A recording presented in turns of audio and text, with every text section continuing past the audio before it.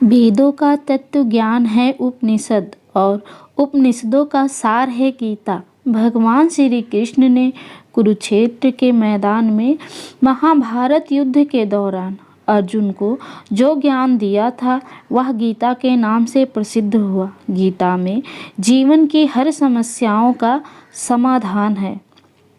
गीता में हर तरह का ज्ञान है, लेकिन आओ जानते हैं गीता ज्ञान की प्रसिद्ध कुछ बातें।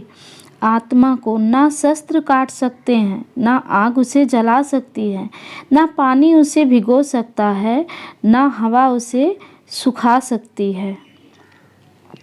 ना कोई मरता है और ना ही कोई मारता है, सभी निमित्त मात्र हैं।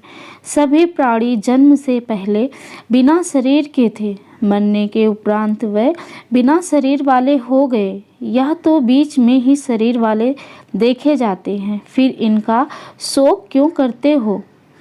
हे अर्जुन, तू ना शोक करने योग्य मनुष्यों के लिए शोक करता है और ना पंडितों के से वचनों को कहता है, परंतु जिनके प्राण चले गए हैं उनके लिए और जिनके प्राण नहीं गए हैं उनके लिए भी पंडित जन शोक नहीं करते हैं। एक ना एक दिन सभी मारे जाएंगे। कोई आज मर रहा है तो कोई कल मरेगा। यह मृत्यु लोक है और ये मृत्यु ही सबसे बड़ा रोग है। मृत्यु को छोड़कर अमृत के बारे में सोचो। कर्म पर ही तुम्हारा अधिकार है, लेकिन कर्म के फलों में कभी नहीं।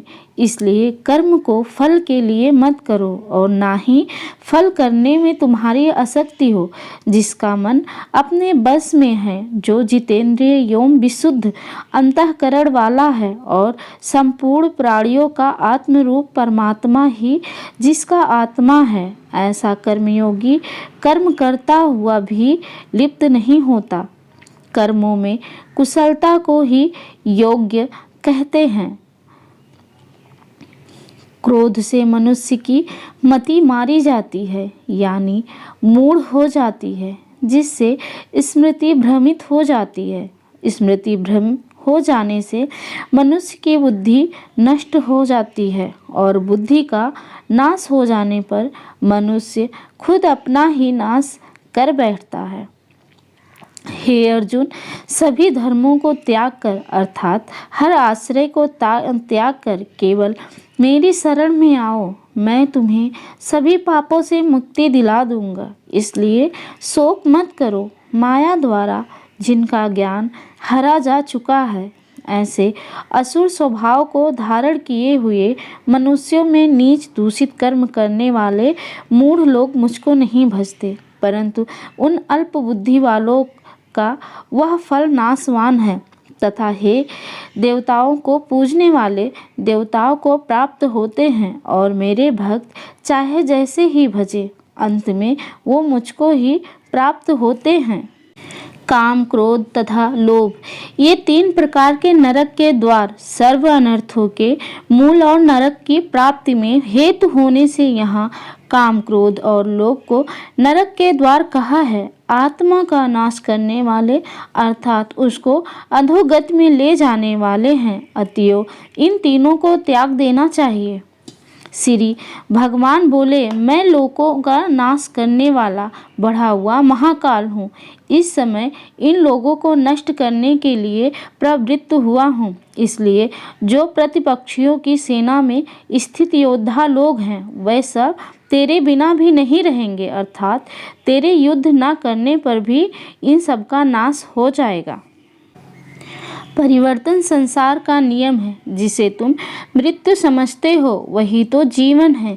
एक क्षण में तुम करोड़ों के स्वामी बन जाते हो, दूसरे ही क्षण तुम दरिद्र हो जाते हो। मेरा तेरा छोटा बड़ा अपना पराया मन से मिटा दो, फिर सब तुम्हारा है, तुम सबके हो। ना यह शरीर तुम्हारा है, ना तुम शरीर के हो। यह अग्नि, जल, वायु, पृथ्वी, आकाश से बना है और इसी में मिल जाएगा, परंतु आत्मा स्थिर है। फिर तुम क्या हो?